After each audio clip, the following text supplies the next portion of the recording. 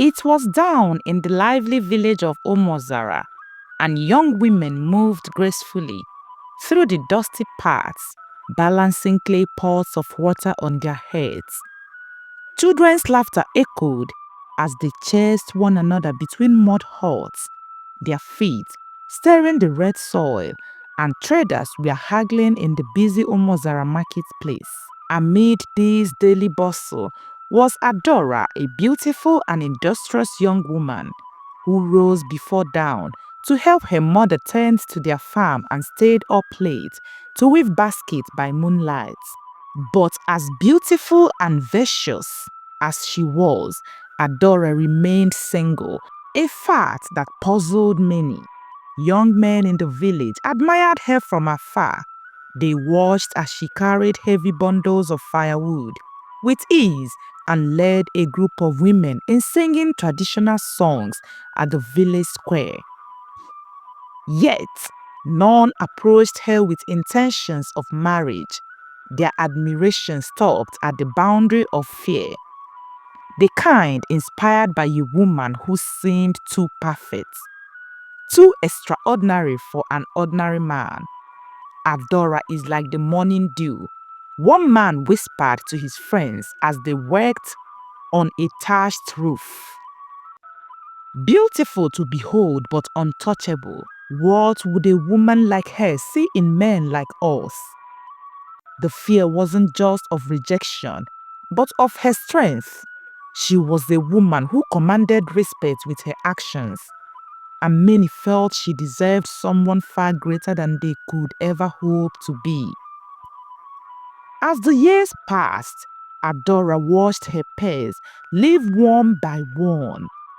Brides adorned in coral beads and George materials carried away to their new homes. Even her younger sister Machi married before her, their suitors coming in droves with yams, livestock, and promises of love. Adora, however, remained alone, her suitors non-existent. Her heart grew heavy with each passing season. In Omozara, girls were expected to marry young. Their worth was measured not just by their beauty or skills, but by their ability to secure a home and produce heirs. And so, Adora at 25 was considered a woman whose time was slipping away. The whispers began softly, growing louder as the seasons turned. Why hasn't anyone come for Adora? One woman muttered to another during a meeting. Even her younger sisters have gone. Perhaps there is something wrong with her. Adora couldn't escape the sidelong glances from women in the marketplace or the pitying smiles of elders. "Don't worry, Adora," her mother often said, though her voice trembled with doubt. "The gods know the right time for everything. Your husband will come." But Adora was beginning to lose hope. One evening, as she walked home from the farm with her basket heavy with cassava, she passed a group of young women chatting. "I heard Obi went to marry a girl from the next village," one said, her voice dripping with excitement. Another girl married, Adora thought, as she quickened her pace. The weight in her chest grew heavier than the load on her head. She reached home and sat in front of her hut. Her hands trembled as she unraveled her wrapper, preparing her bed. "Am I cursed?" she whispered into the night. As the moon hung low in the sky, Adora had finished her chores for the day and decided to fetch firewood before night fully descended. Her mother had advised against venturing into the forest alone after dusk. But Adora, desperate to keep her mind busy, ignored the warning. She cautiously moved into the forest with her machete, slicing through vines as she gathered dry branches. As she bent to pick up a particular sturdy log, she heard a rustle behind her. A mysterious figure emerged from the shadows of the forest. "Who are you?" Adora asked, with fierce, tightening her throat. The figure took another step closer, then stopped, as though afraid to frighten her further. "Do not be afraid," it said, its voice deep and gentle. "I mean you no harm." Adora's grip on her machete loosened, but she did not lower it. "What do you want?" "My name is Obinze," the figure replied. "I am a guiding spirit of this forest."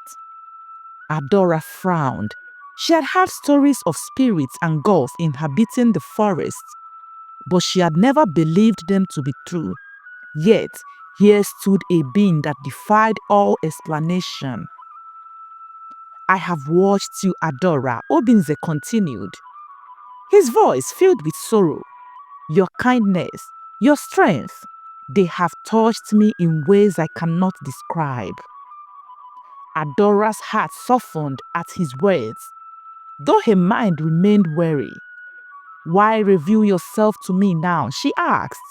Obinze hesitated and then told her that he could no longer bear to see her suffer.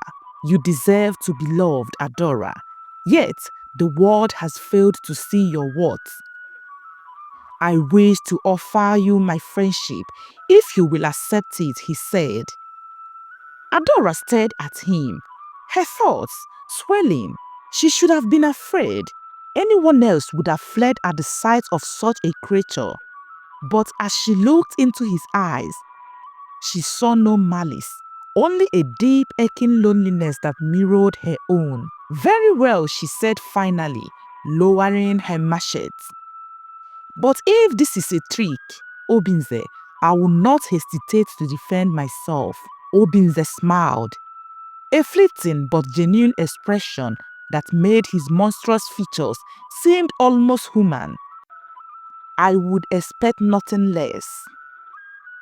Over the next few weeks, Adora and Obinze developed an unlikely companionship. Obinze, true to his word, never harmed her. Instead, he helped her in ways no ordinary man could. He carried bundles of firewood as if they weighed nothing, fetched water from the distant stream in mere minutes, and even protected her from a pack of wild dogs that once threatened her. "You are not what I expected of a spirit," Adora said one evening as they sat beneath a large iroko tree. "And what did you expect?" Obinze asked, a hint of amusement in his voice. "Something more terrifying," she admitted with a smile. Obinze chuckled softly. "I was not always this way," he said, his tone growing somber. "I was once a prince, destined to rule my father's kingdom, but envy and betrayal turned my fate. A rival caused me, binding me to this form and this forest. I have spent centuries longing for freedom, but the curse can only be broken by a selfless act of love." Adora's heart ached for him. She reached out, placing a hand on his arm. "I do not know if I can help you, Obinze, but I will not abandon you." Her words stirred something in Obinze, a flicker of hope he had not felt in years. Adora's frequent trips to the forest did not go unnoticed. The villagers began to whisper, their suspicions growing. "Why does Adora spend so much time in the forest?" one woman asked as they pounded yam together. "Perhaps she is communing with spirits," another replied, her tone laced with fear. The elders, concerned for the safety of the community, summoned Adora to explain herself. "I fetch firewood and water, nothing more," she said, her voice calm but firm. "You are a woman of virtue, Adora," one elder said, "but your actions are unusual. Be careful, for the forest is a place of mysteries and dangers." Adora nodded, but she did not reveal the truth about Obinze. She knew they would not understand. The elders of Omozara sat beneath the ancient Odala tree in the village square. their faces lined with worry. Adora's behavior, though vicious, had become the subject of their discussions.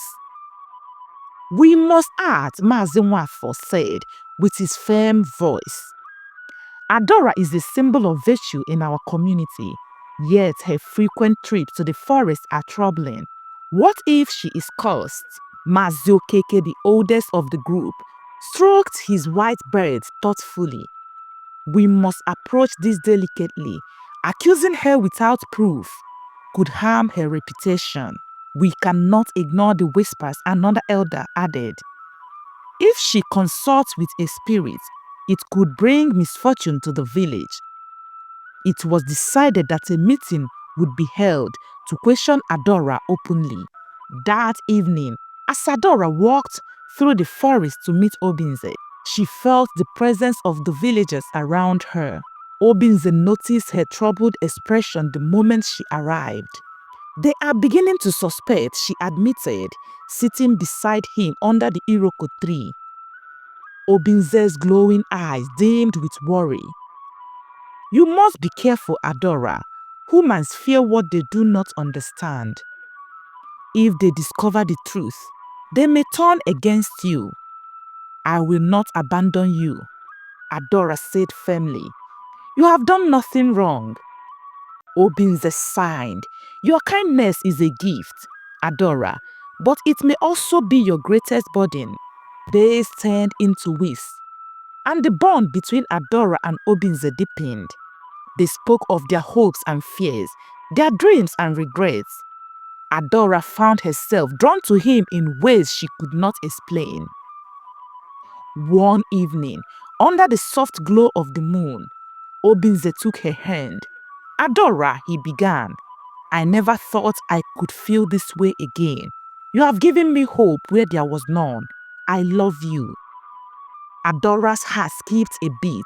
She looked into his glowing eyes and saw not a spirit but a man who had suffered and longed for freedom. "I love you too, Obinze," she whispered. The words hung in the air, a vow that defied all logic and expectation. The day of the village meeting arrived, and Adora was summoned to the square. The entire community gathered, their faces a mix of curiosity and concern. "Adora," Mazi Okeke began, "we have noticed your frequent visits to the forest. The people are worried. Tell us, what do you seek in the shadows of the trees?" Adora stood tall before the elders and told them that she seeks peace. "The forest is a place of quiet and reflection. It helps me clear my mind," she said. Her response was met with murmurs. Some believed her, others remained doubtful. Mazi Nwafo leaned forward.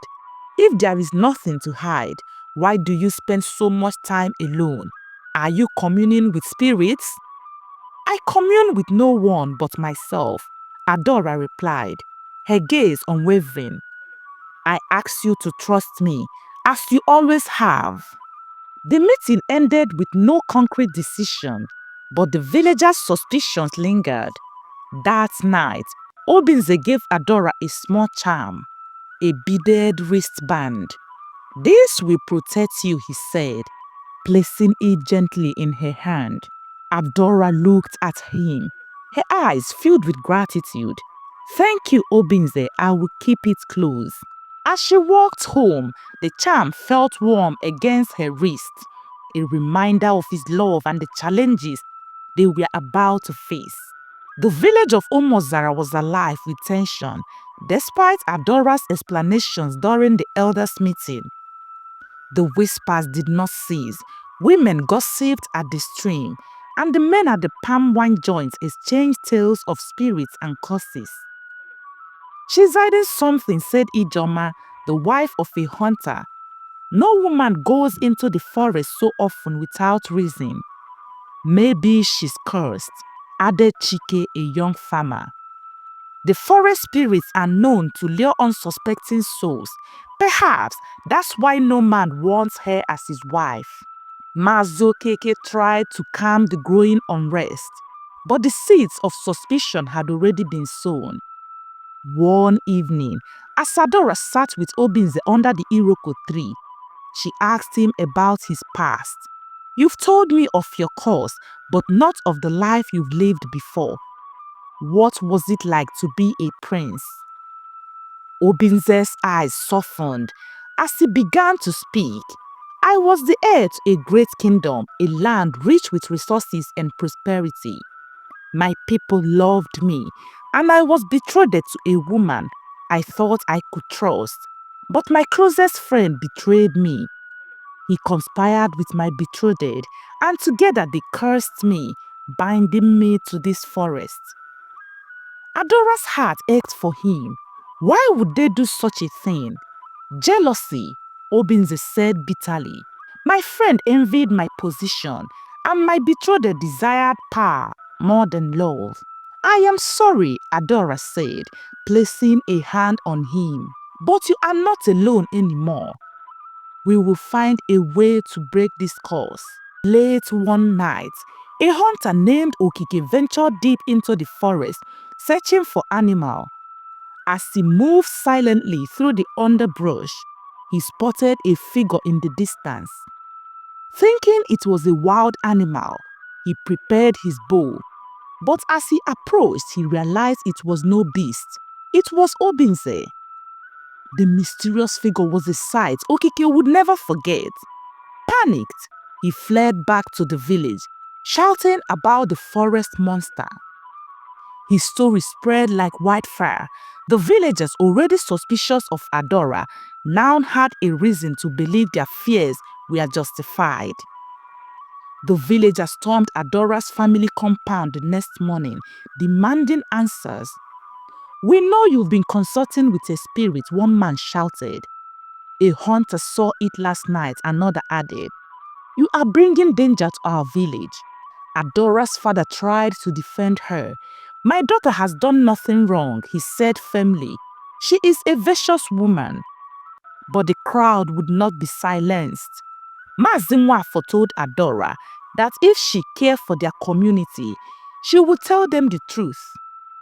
Who is the spirit in the forest? Adora stood her ground. "He is not a danger to anyone. He is kind and gentle, and he has helped me in ways no one else had. He is my friend." Her words shocked the crowd. Friendship with a spirit, it was unheard of. Hearing the commotion from the forest, Obinze knew he could not let Adora face the wrath of the villagers alone. That night, he approached her at the edge of the forest. "I must leave," he said solemnly. "No," Adora cried. "I won't let you go. They don't understand, but they will in time." "If I stay, they will harm you," Obinze said. "I cannot bear to see you suffer because of me." Tears streamed down Adora's face as she clutched the charm he had given her. "Please don't leave me."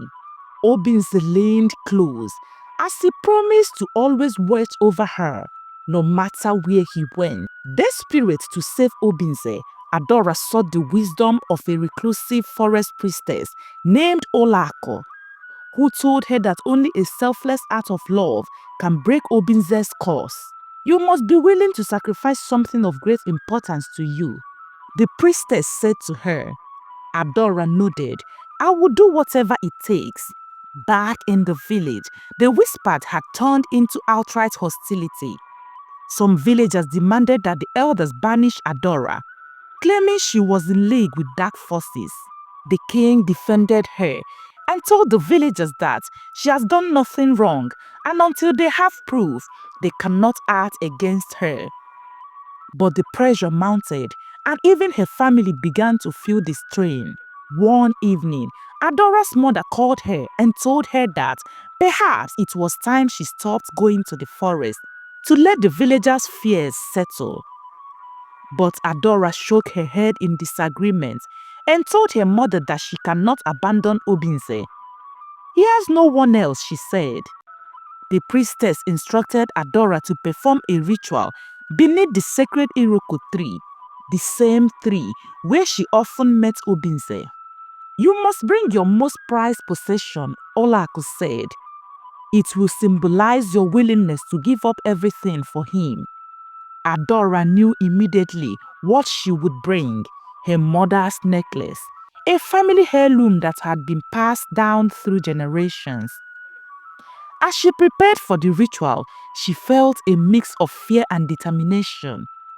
The villagers noticed Adora's preparation and grew even more suspicious. "She's planning something," Ijoma whispered. "We must stop her before it's too late." But others began to question their own actions. "What if we've misjudged her?" Chike asked. "Adora has always been kind. Why would she bring harm to us now?" The villagers became divided. Those who supported Adora and those who wanted her gone. Under the light of the full moon, Adora stood beneath the sacred Iroko tree, her mother's necklace in her hand. She knelt and began the ritual, reciting the words the priestess had taught her. As she placed the necklace at the base of the tree, a soft glow enveloped her. The forest grew silent, and then a brilliant light descended from the heavens, engulfing Obinze. When the light faded, he stood before her, not as the guiding spirit she had known, but as a man, a prince. Adora stared in awe as Obinze took her hand. "You have freed me, Adora. Your love has broken the curse." The villagers who had secretly followed her watched in stunned silence. Their fear turned to shame as they realized the truth. They had never witnessed such a transformation, and their fear of the unknown melted into amazement. "It's true," Mazi Okeke whispered, tears glistening his old eyes. "Spirit was never a threat." Obinze turned to the crowd, his voice steady but filled with the pain of years spent in isolation. "I was cursed by betrayal and bound to this forest for centuries, but Adora's love has freed me. She saw beyond my monstrous form and gave everything to save me." Adora, still trembling from the ritual, held his hand tightly. "He was never the monster you believed him to be. It was your fears and prejudices that blinded you." The crowd murmured, their shame palpable. Word of the miraculous event reached the king of Umozara by dawn. He summoned Adora, Obinze, and the village elders to his palace. As Obinze entered the royal chamber, the king froze, his eyes widened with recognition. "It cannot be. Obinze?" Obinze nodded. "I was the prince of a neighboring kingdom long ago. But my curse erased me from history." The king stood, his voice trembling.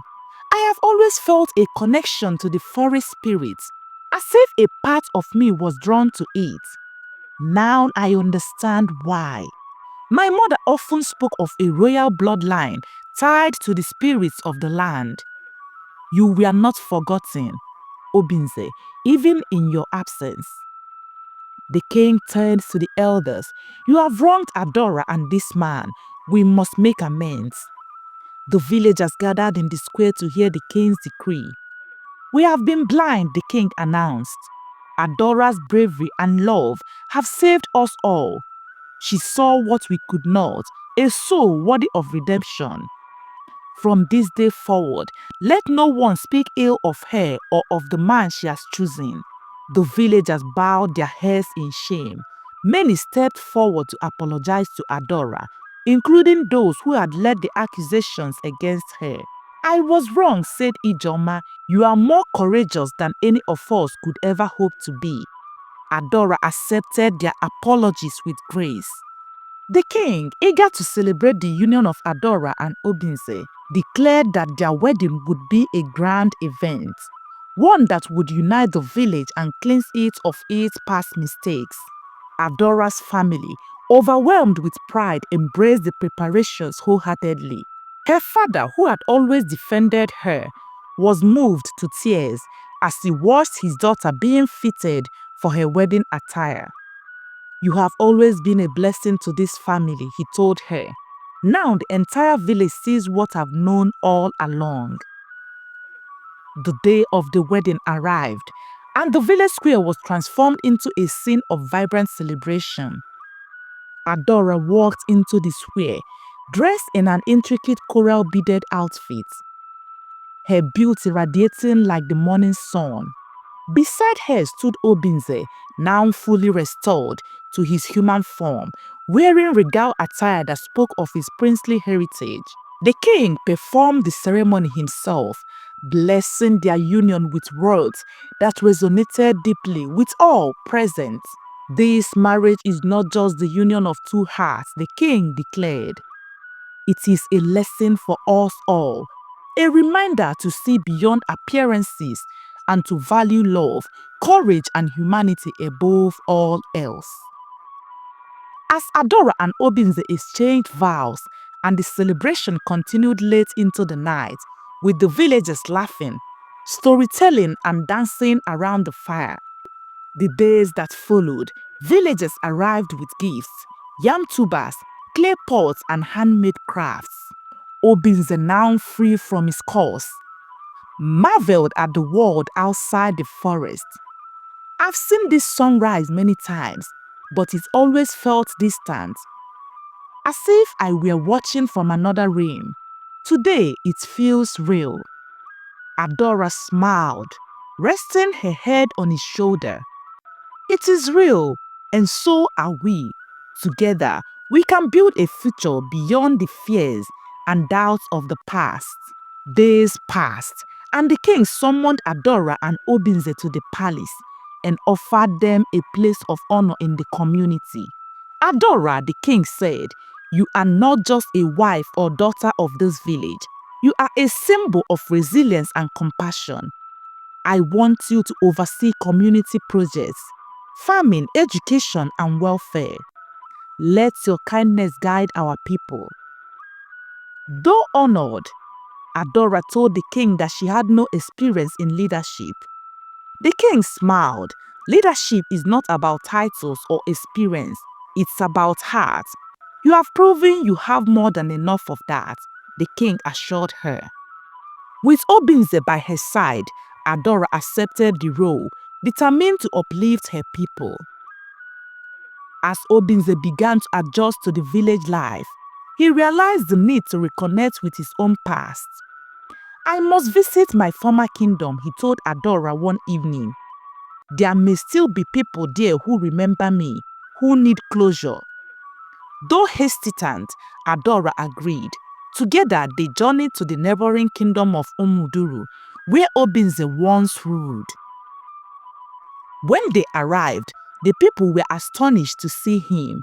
The elders of Umuduru, now aged, wept at the sight of their lost prince.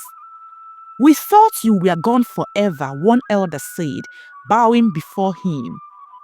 Obinze forgave those who had betrayed him and pledged to aid the kingdom in rebuilding its strength. Umuduru and Omozara established a bond that would last for generations, cementing Obinze and Adora's legacy. Obinze, though freed from his curse, struggled to adapt fully to life among humans. Centuries of isolation had left him socially awkward, and he often felt out of place during gatherings. One evening, as the villagers celebrated a successful harvest, Obinze quietly slipped away to the forest. Adora found him sitting by a stream, staring into the water. "I don't belong here," he confessed. "I feel like a ghost, watching life move on without me." Adora knelt beside him, taking his hand. "You belong with me, Obinze, and together we will create a place where you feel at home." Her words comforted him, and he resolved to embrace his new life, imperfections and all. Hello, favorite one. Thanks for listening to my stories. Your support means the world to me, and I couldn't do this without you. Your likes, comments, and shares keep me motivated to create more stories. If you're new here, welcome to the channel. Don't forget to hit the like button, subscribe, and turn on the post notification bell so you never miss out on any of my new stories. Thanks again and see you in the next story.